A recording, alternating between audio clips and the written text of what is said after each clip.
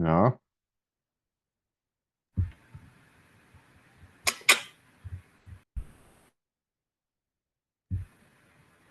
was war das? Was? Warum Wallsailor? Ach so, jetzt verstehe ich. Wegen Mauersegler. Oh Gott, ich muss hier weg. Und Frank natürlich wegen Franzbrötchen. Ach so. Hättest du nicht Francis nehmen können? Das wär ich eher drauf gekommen. Kann ich mich umbenennen? Was? Keine Ahnung. MV Settings. oder so. Gibt's noch nicht hier Zoom CLI? Keine Ahnung. Kein, kein Pro-Account, da geht das nicht. Ja, musste das hier. Ich habe offenbar zwei Zoom-Instanzen. Einmal den Pro-Account hier von der GWDG und irgendein anderes Moped, was schon uralt ist. Oh, wir kriegen Gesellschaft. Bin Hi. froh. There's at least a couple people that I don't know have been in a community call before. So just as a brief overview, the IIIF community holds these calls every month. The topics are different. Sometimes we have a technical discussion. Sometimes we're looking at a new implementation. Sometimes we have discussions with related communities of practice. But they're open and you are invited to attend any and all of our community calls. Today, we're going to start with just a few announcements. The first bunch of these are regarding the annual conference, which is scheduled for June 2nd through the 5th in Leeds, England. The call for proposals for the conference closes on Tuesday, January 21st. That's a hard date. We have never extended the call for proposals, and I don't intend to do it this year. So if you have something that you're ruminating over, you think that you might want to present, I encourage you to do that soon. The call for proposals is very lightweight. It only requires a 200 to 300 word abstract to submit. So I would encourage you to do it even if you don't have your fully formed idea now. Sponsorship opportunities are open for the Leeds conference as well. There are a few of those have already been swooped up, but there are still space available. And then one thing we're doing this year, which is a little different, because we know that it's a huge effort for people to come to an in-person conference. People's budgets are tight. Your time is precious. It's also an environmental impact to get on a plane and come to a conference. What we are doing to try and make it a little more enticing and maybe to make it worth your while is we are reserving an extra day where we'll have free rooms for associated meetings. So if you have a technical group that is working on something related to IIIF, or you're part of another organization that has nothing to do with IIIF, but you have people who would be interested in attending while you're all together in Leeds, please let me know. We already have one planned for the Samvera community on the Friday following the conference. The Universal Viewer group will be meeting, and I would love to fill all of these free rooms that we have for you. So you can let me know. Before we jump in, I'm just going to ask Glenn, do you want to talk about the technical review committee since that call is closing? Sure. So the technical review committee approves changes to the IIIF specifications. So it'll be very important in looking at IIIF version 4 and adding 3D. And it also supports the approval of cookbook recipes, which are examples of ways to implement IIIF. The TRC meets monthly, and if you're a IIIF consortium member, you've already got kind of an automatic place on the TRC. But we also have 5 community members, which are volunteers from the community who would like to serve on the TRC. And that closes, I can't remember the date off the top of my head, but in the next week or so. I think it's the 17th. Thank you, 17th. Yeah, it's Friday. We only got 2 days left. So if you're interested, please fill in that form by Friday. And then the technical review committee, the permanent members, will select 5 community members, highlighting diversity of membership. So if you are interested, please fill in that form by the end of the week. Thanks.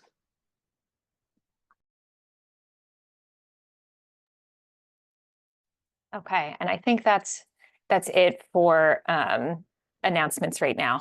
But if you have questions about any of those things, my email is in there, and you can also reach out on Slack.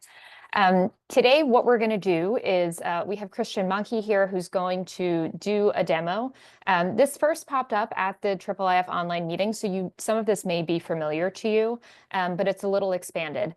After that, we're going to have a conversation about his particular use case of using the Image API to deliver rendering hints regarding HDR images, and we'll open it up to the community.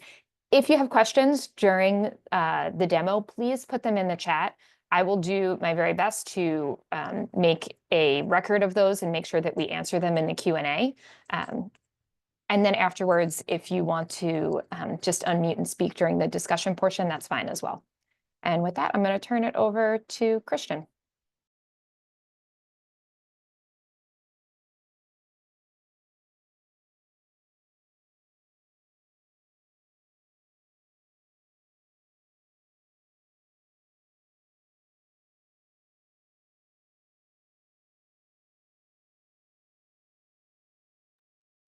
Great, thanks. So, yeah, as Kathleen already said, I was giving a talk, a lightning talk during the November meeting, and it was related to HDR, especially using the Image API to provide HDR images. And during the talk, I had problems with my screen sharing, and now I see it's certainly also the case now. There's a small message saying that the screen sharing was stopped. Let me see if I can do it again.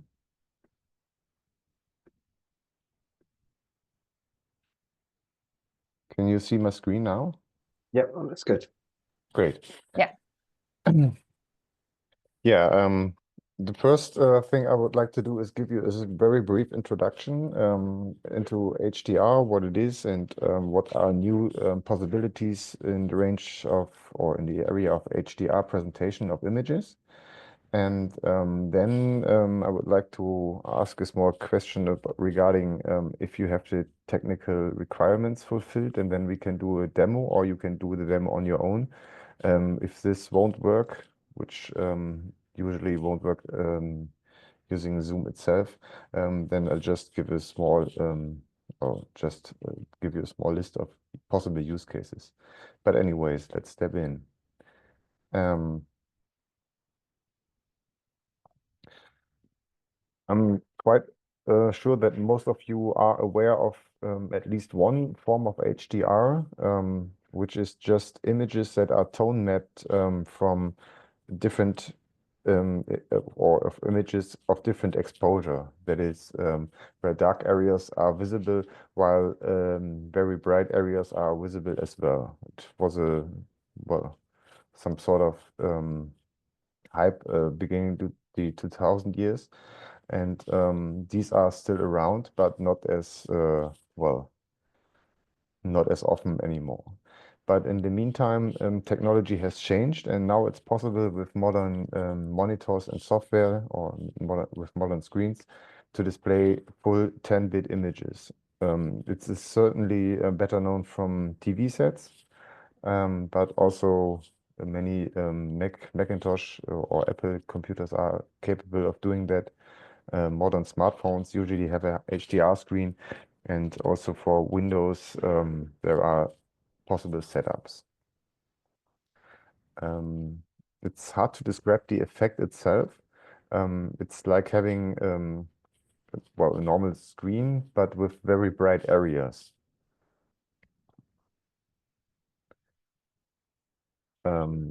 Mostly know this HDR features certainly from sites like YouTube, where using Chrome, for example, you can see HDR enabled videos, or as I said, from TV sets. Another possibility is, of course, HDR images. That's what we are talking about today. And then supported by, very recent games, for example, HDR enabled 3D renderings or textures.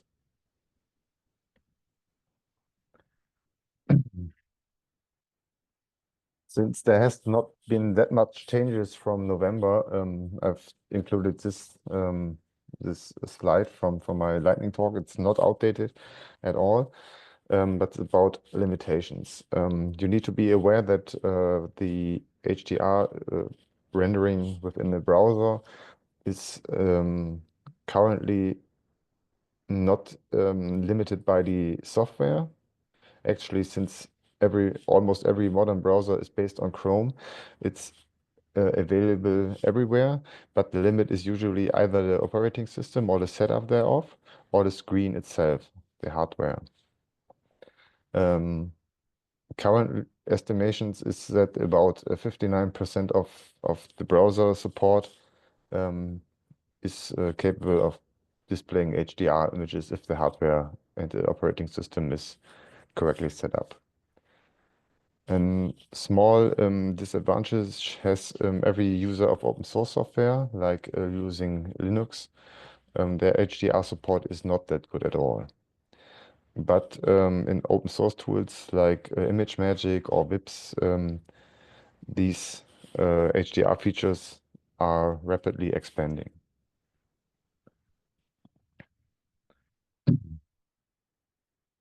Yeah, and this is the part where we can either start a demo, for example, by using the provided URL. And just copy it to the chat window. Where is it? I've lost the chat. It's hard when you're it's hard when you're screen sharing. I will try to type it into the chat window as fast as I possibly can. Thanks.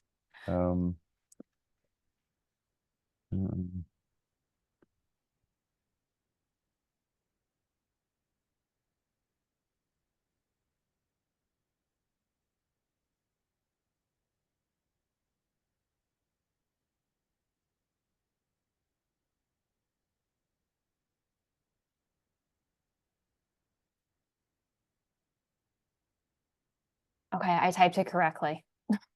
Yeah, but No. okay. No, anyways, just a short disclaimer before you get the feeling that it won't work. As I've said, you need the right browser that is Chrome or a variant of Chrome. And for certain examples, you also need some experimental settings enabled. This is the case every time some sort of HTML canvas element is used to render the provided image. Only one image is explicitly based on IIIF Image API. All other examples are based on just providing an image that is just to circumvent those shortcomings that not everyone has the experimental browser features enabled. But in the end, it doesn't really matter. The example that's using IIIF is the crazy wallpaper from the 70s. And everything else is just an image. Sometimes they're quite big. This is not optimized at all. And yeah, the idea is just to give you an overview on the possibilities.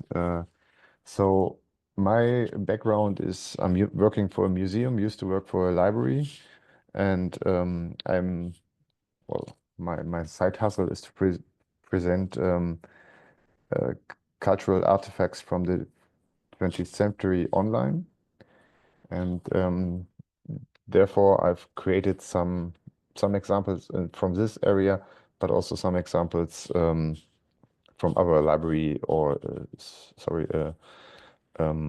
museum applications. In the end,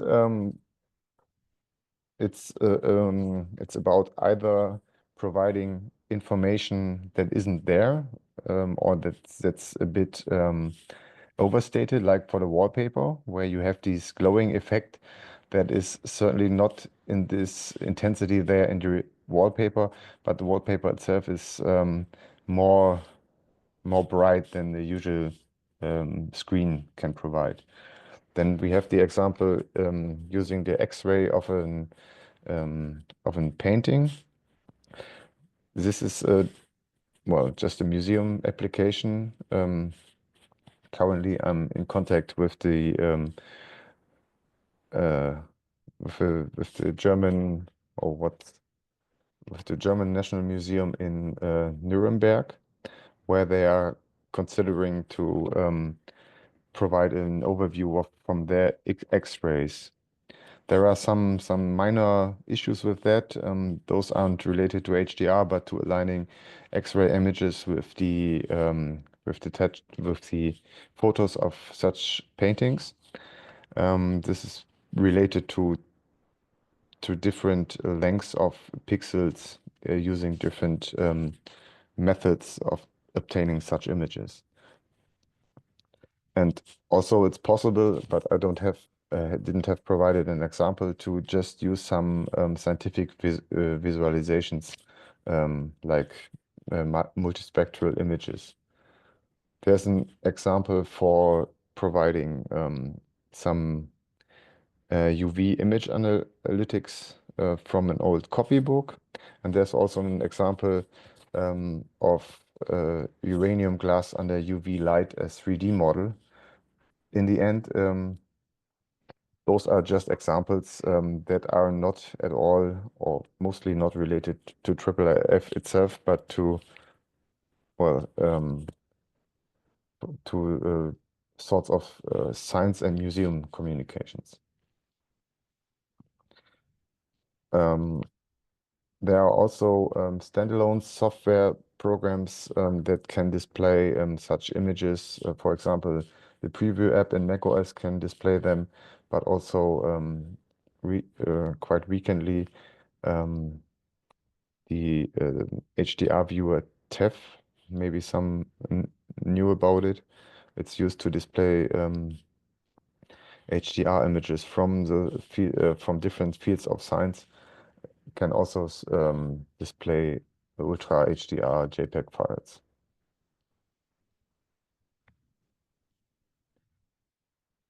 I guess if you have questions about that, we can discuss it later. Then I would like to just jump in the next section, which is a bit about the technical background. As I already mentioned, not all browsers support HDR images or HDR content at all yet. One notable example is, of course, the only left browser engine that's not Chrome, Firefox. It's a bit, well, they have HDR support for YouTube since, I guess, 2 years ago or 3 by now, but they are quite lagging behind.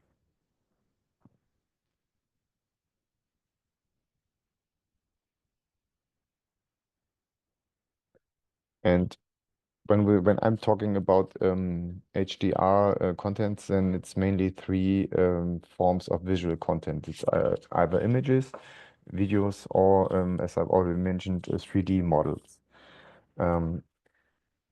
Since this proposal started with the Image API, this is heavily focusing on displaying images, but I guess providing hints to IIIF viewers that are capable of displaying other formats like video, or when the next major version is out for 3D objects, then signaling or hinting that such HDR support on the side of the viewer might be beneficial is there applicable as well. Those image formats usually use for backwards compatibility approach, which is called a gain map or approach. So you have the normal, it's the SDR images as the normal file. So it's possible to view them with an older browser or with a normal image displaying program or a preview program or whatever. And then you have embedded as some sort of metadata a so-called gain map. And that's just usually a smaller version of the image don't has to be, but it's usually the case. That's encoding the difference between the main image, the SDR image, and the targeted image that should be displayed in the viewer that's a HDR capable. This is, as I said, the best, or the main benefit is that you don't have to do any tone mapping in case that the client isn't capable of displaying HDR, which is sometimes the case if you're using a real HDR format like OpenEXR. And the other thing is that you can, well, due to subsampling, efficiently store the information on the increased brightness.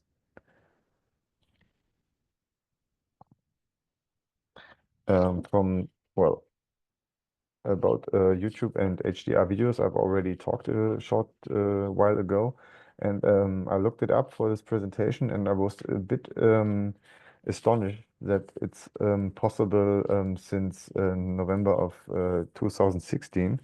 But the background is quite easily the case that TV sets are HDR capable since, well, certainly since before then.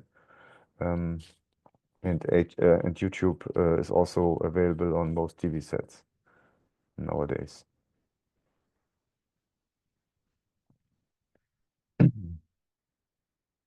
In the case of video files, there are different bitstream or bytestream representations. These are called HDR10 or HDR10 plus, advanced HDR, and so on. And usually I used to represent an extended color space, which is then encoded in the usual image formats and packaged in not image formats, video formats, and then packaged in the container formats. This is the use case that is currently the most advanced or well-known one, at least on consumer devices. And then another thing is the 3D models. This slide is only limited to possibilities in the browser, and these are currently quite limited. There's support in Chrome as well, either via web GPU or via the what's the name of the other format, the older one? WebGL. Both work with HDR textures, but just as long as you don't do any lighting. For the background, certainly some of you are aware of it. In case if you enable some lighting in the 3D scene, the textures or the surfaces of the objects in your 3D scene are usually some sort of calculated, like applying shades, applying lights, and so on. And most currently every software that does the rendering does a tone mapping in this case. So in the example you've seen with the uranium glass, there's no lighting at all. It's just the object within on a black background, and it's just rotating there. And so without any lighting, you can get the effect. But if you just switch on the light, then everything will be tone mapped, and then it's just pale green.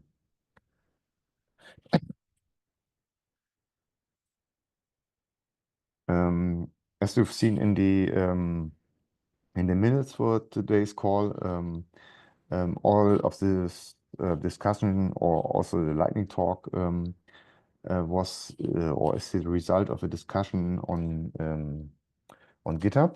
It's linked here. This slide is just a small summary of everything that was discussed there. I'm not sure if it's good to just read these things.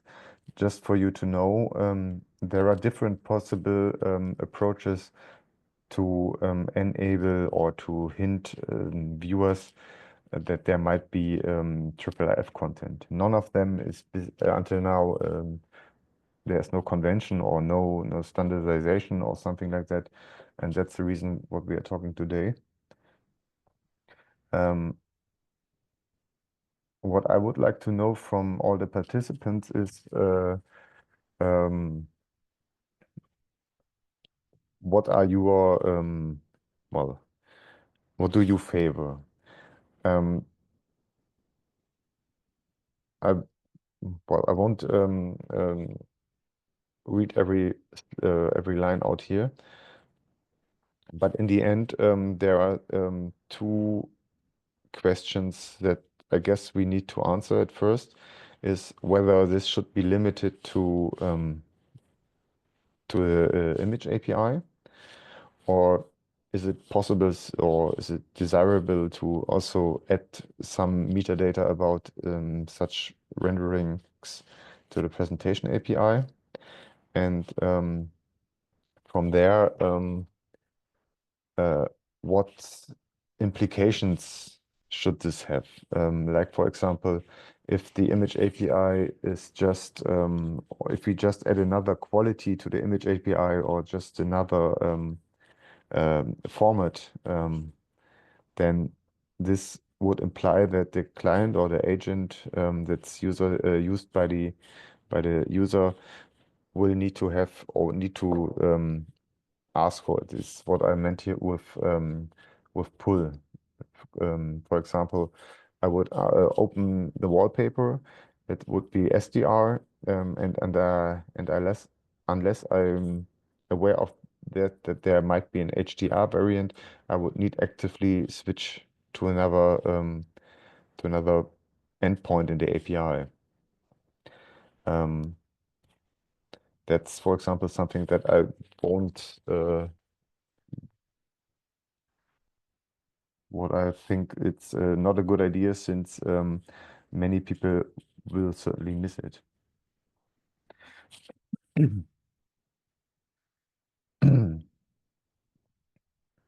And then there's another issue that arose during the discussion. What about other color spaces? Since these HDR images can also be seen as just a variation in colors, like, for example, grayscale or bitonal images. These are just more colors, like in bit depth and in color spaces. So maybe it's also a good idea to address those issues with a proposal or an API change as well.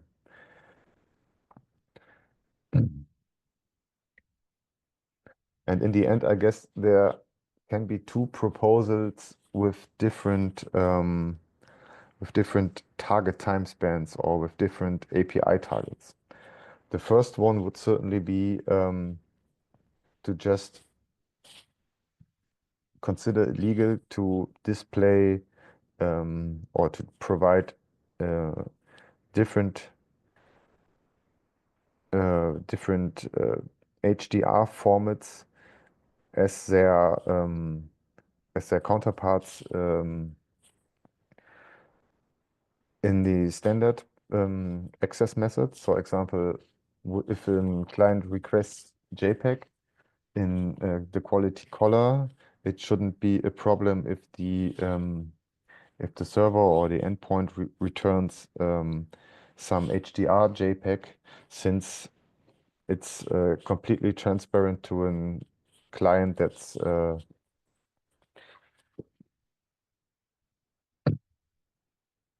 only capable of displaying SDR images. This is the way the example works, the wallpaper. And there's a small switch in the viewer component, which just checks if the API endpoint also has some support hint, which is usually just in UEI or could also be a string or whatever.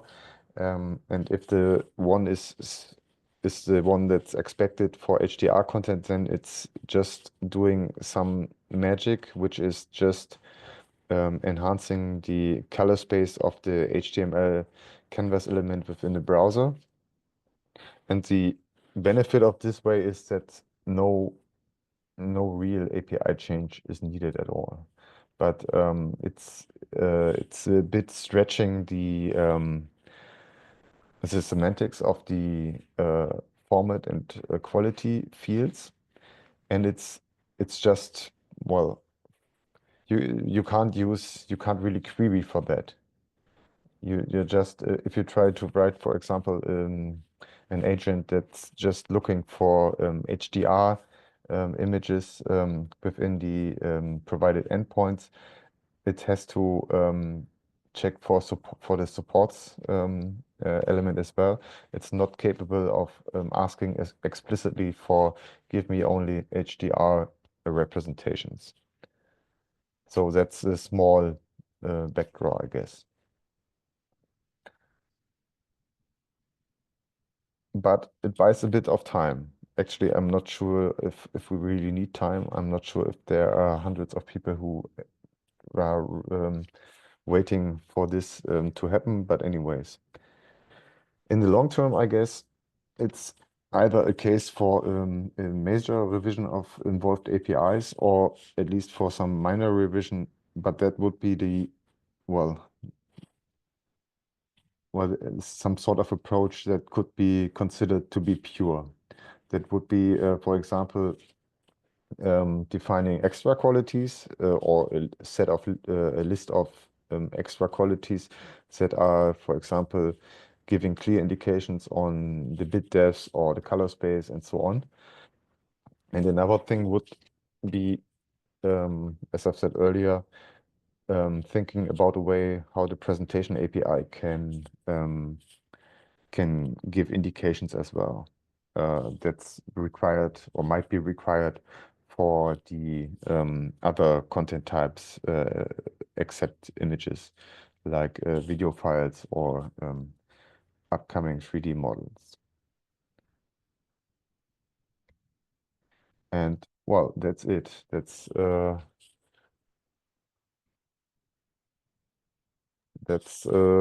well, that's the start of the discussion, hopefully. Yeah. Okay, Thanks. thank you, Christian.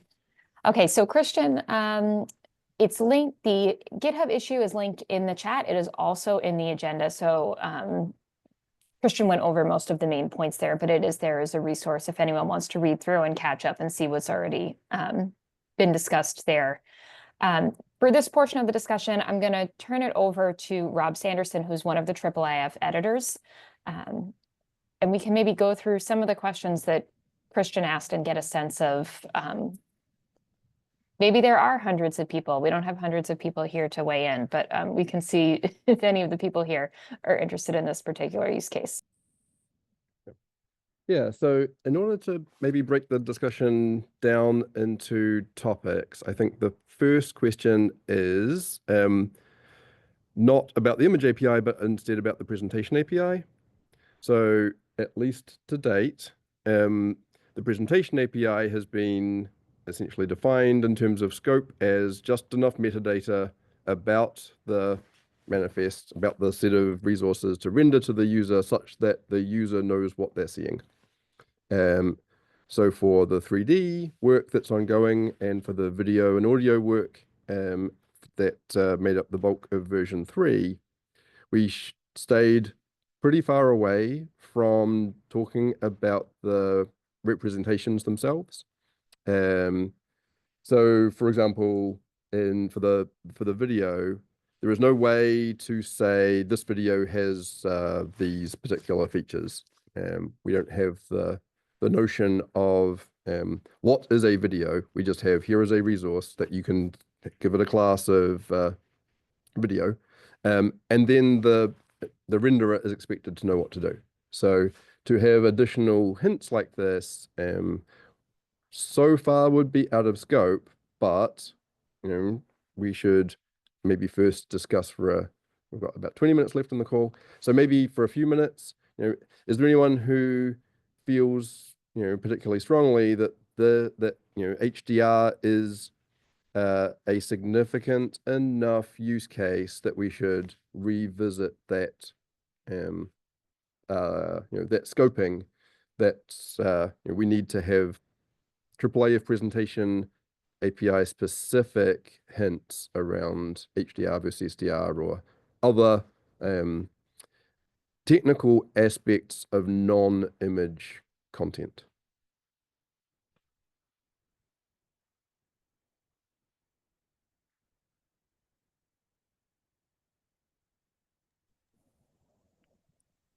Well, Diego? my idea would be certainly when you phrase the question like that, the answer is certainly no. But that's the reason while I thought about how one can hide it or nest it very deep in the structure to avoid such a general question. That is, for example, either by looking for mechanisms like profile or adding some metadata to the service element itself. That's actually not my proposal. I'm not sure who was it, but it was written in the GitHub issue. On the other hand, I guess something like length for an audio or video is part of the API. So one also can consider that that's such a basic feature, for example, that this should be added. So I guess there are reasons against and for doing it.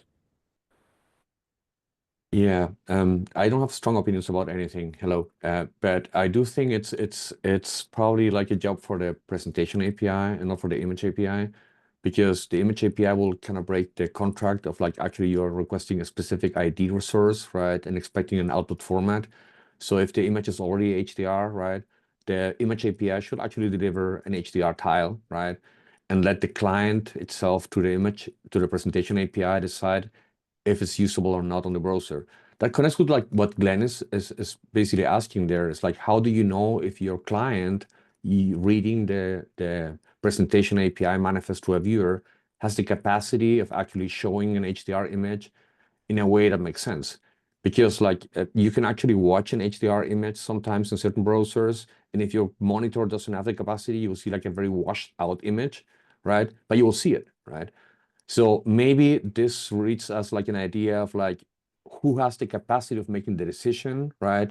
And giving the end user the right type of image, giving a certain amount of choices, right? So we have right now like a service definition at the Canvas image level, right? That defines, okay, this is the endpoint. You should like pick the image, right? Go for the info JSON there. Maybe the presentation API in the next iteration can have like a hint that says, this is for an SDR image, right? This is actually the alternative, different ID, different info JSON for an HDR one, right? Which will also like talk to like other things that we can do with 3D, for example, right? Like this is if we have WebGL enabled, right? Go there, right? The browser can actually check on that. You want to see 3D, you don't have WebGL, you cannot do that. Here's like a static image of the render, right? That's my non-strong opinion, but still an opinion. Yeah, and then Glenn's question in the chat is maybe also worth a discussion around how do you know for video or other non-image content where we don't have a binary API in IIIF, is there a way that the browser's JavaScript can detect the HDR-ness of the video, or does it just rely on the rendering engine within the browser? That's a good question. Actually, regarding the video, I don't know the answer.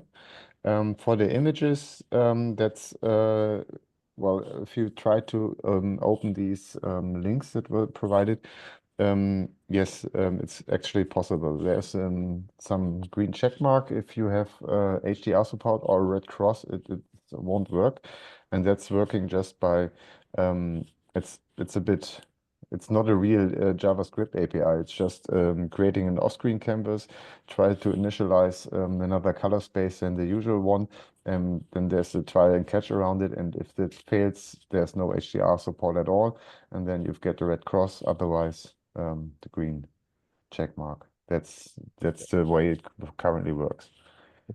It's certainly not a very elegant solution, but it's a workable one. And that same solution might work for video and audio. If you made a canvas and tried to render the video and it said, "Oh no, that's not going to work," that also might work. Yeah. So then for the detection of HDR video, this is as you say, right down at the leaf node of the manifest. There's an annotation which would have to paint the video resource onto the canvas, and then we could associate additional metadata about the video. Do you think that we could register a profile and then associate the profile with the video resource itself to say this is an HDR video? That wouldn't involve any changes that could be done now in version 3.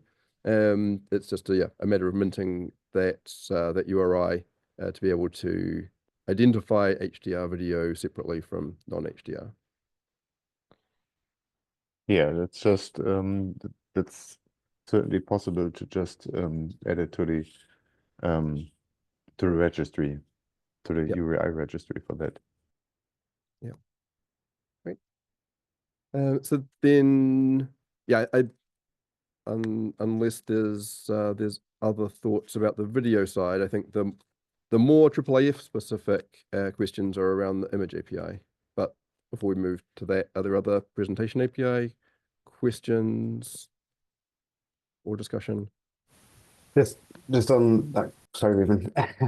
Just on that question about so usually in IIIF presentation API we use the MIME type or something to kind of say this particular image, and we can then give the choice of different videos to the user so that they can choose, I support this MIME type, I'm going to show this, or I don't support that, I can use a different version of the file. So it'd just be really interesting to find out what HDR videos are. Are they using the same MIME type and extension which you saw with JPEGs, which seems like a very kind of unsustainable way to do it with videos, or is there something that we can use in the existing API just to say it's the MIME type or something to distinguish them? As far as I know, those are just MP4s. So it's as was said earlier, it's up to the client to, for example, check the file header or whatever it's there, or some other sort of metadata within the resource itself, and then decide, for example, color space and so on. So I don't think so.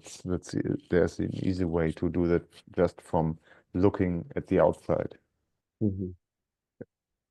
Right. And then Ruben, you had a presentation API question?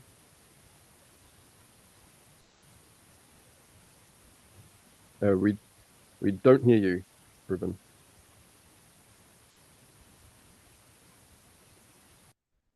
Is that better? Yes, that's it. Okay, yeah, sorry. Just to go back to Glenn's question, the JavaScript test that in the demo page is checking for the browser support. It's not checking whether the video itself is HDR. In fact, there's no way to know from JavaScript whether the video or the image is HDR at the moment. And so, yeah, just on the presentation API, yeah, maybe that's the best place for it. I mean, because all these formats are backward compatible, the game map formats are backward compatible, you could argue that the Image API doesn't need to handle this. You can just supply, if your image is HDR, you can just supply a backward compatible HDR JPEG, and the browser doesn't need to know anything about it. So that would push to like a the best place to indicate that you have a HDR resources in the presentation API rather than the Image API.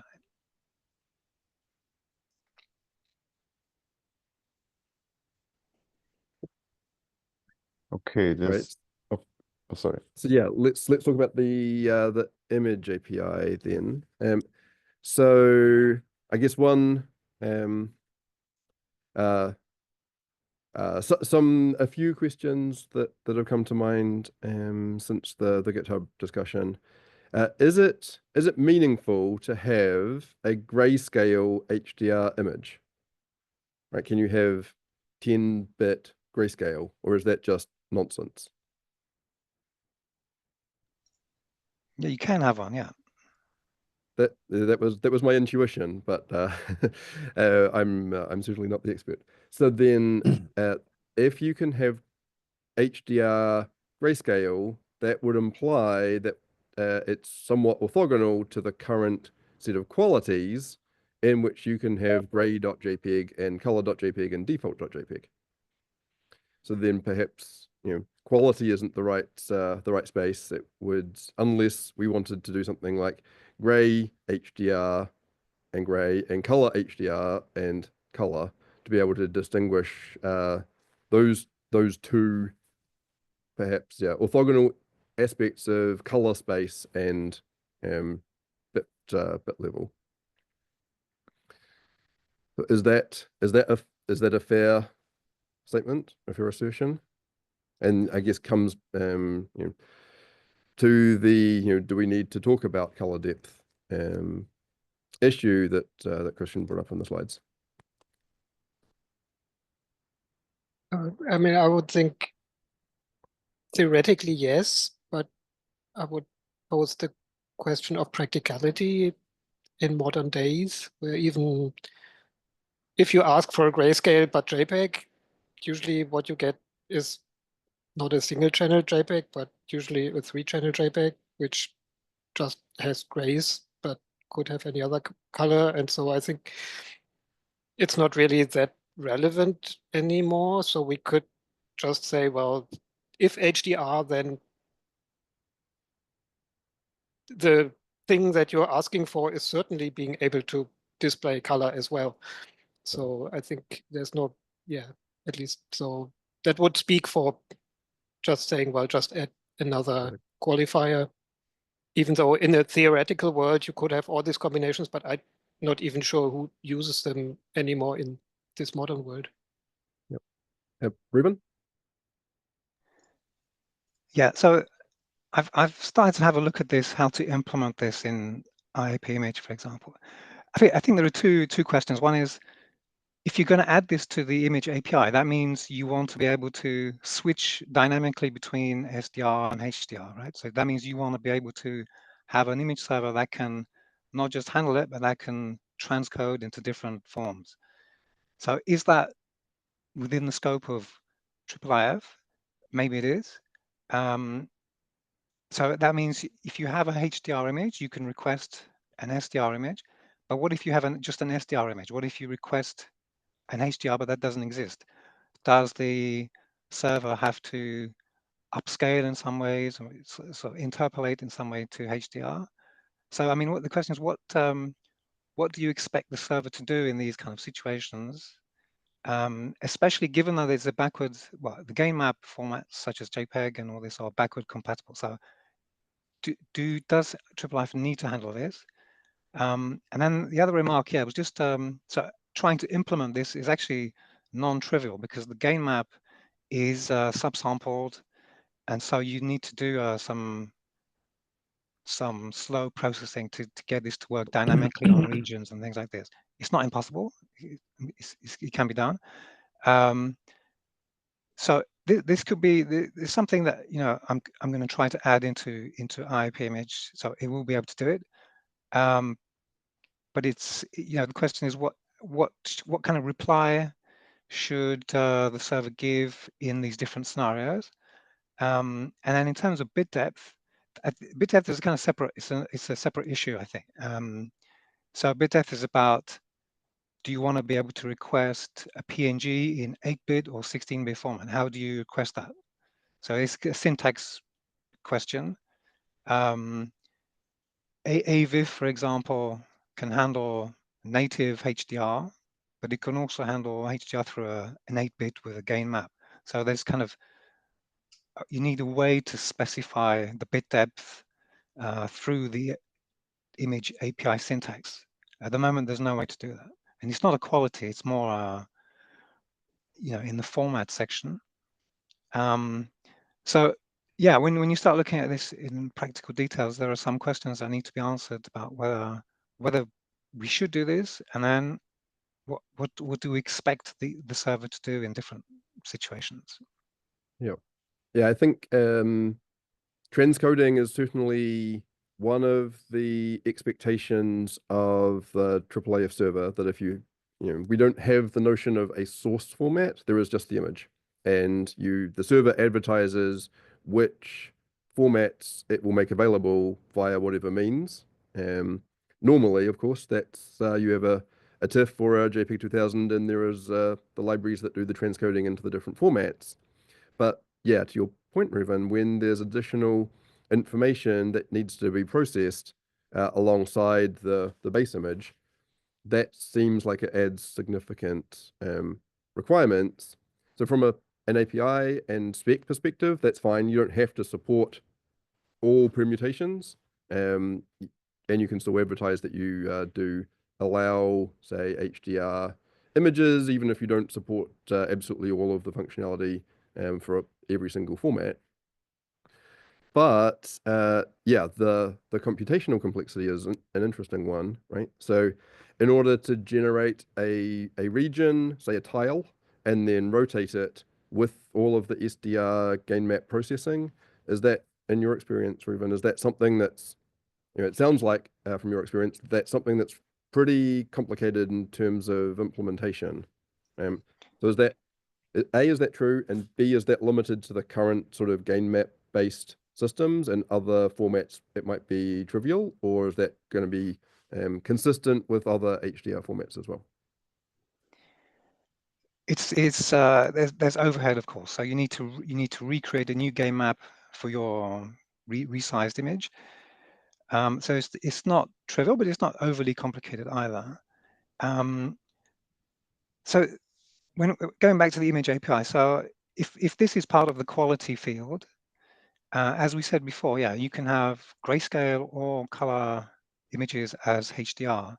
So there would need to be a way to specify two types of quality in the same kind of URL, and this kind of messes up the API a little bit. So we need to think carefully about how to do this. Yeah, absolutely. But in terms of implementation, yeah, it's not particularly heavy. It adds overhead, but it's not impossibly heavy. I mean, as you said before, yeah, TIFF and JPEG 2000 are kind of the most widely used source formats. And both these formats can handle native HDR. So the game map would have to be created on the fly by the image server. So there's some overhead there, which is non-trivial, but it's not impossible. Diego? Yeah, I have the feeling that, I mean, I like to keep things simple given the amount of implementations that already exist of the image API, right? If the client is requesting an HDR image, right, it will actually be able to like select for, let's say there's like an improvement in them, or like a modification or extension into like the presentation API. And the presentation API manifest has two choices. Says like, if you are a client that can only read SDR, this is your ID and your path to like get the info JSON. If you have an HDR, this is a different one, right? We are already right now, right, depending a lot of like server-based decisions on the delivery of things. And I'm going to give you a very simple example. We're basically only requesting grayscale, default, color, right, and a certain dimension and an extension. We're not saying anything about like data permutation or transformations, right, to the extension at all. Like if I have, for example, and we have that a lot, TIFF images that are CMYK, right? I'm actually requesting a JPEG, right? And the JPEG is coming back as an RGB because the server made that decision. It's transforming the image in CMYK. I'm not actually delivering a CMYK image, right? If I have actually a grayscale image and I request a color image, the server might actually just deliver what it has, a grayscale back, right? So we're not like augmenting things.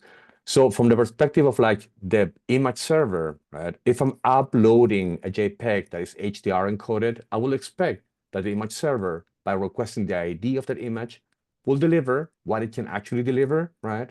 In the way the server was set up to deliver that, right? So if the server is set up to actually bypass any transformations and delivers back a tile that is like HDR capable, right? It's up to the client to request that one, right? If I have an SDR, there's no transformation, a different ID, I'm requesting that directly and it bypasses any of the transformations.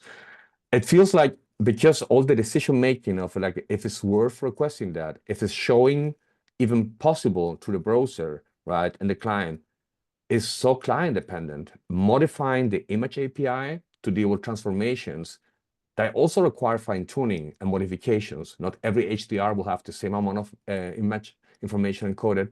Might be an overkill to solve like a problem that can be actually dealt on the requesting side of things. Basically, same image API, two different IDs, right? And each ID endpoint, right, has the capacity of like delivering what the server setting has for that specifically, right?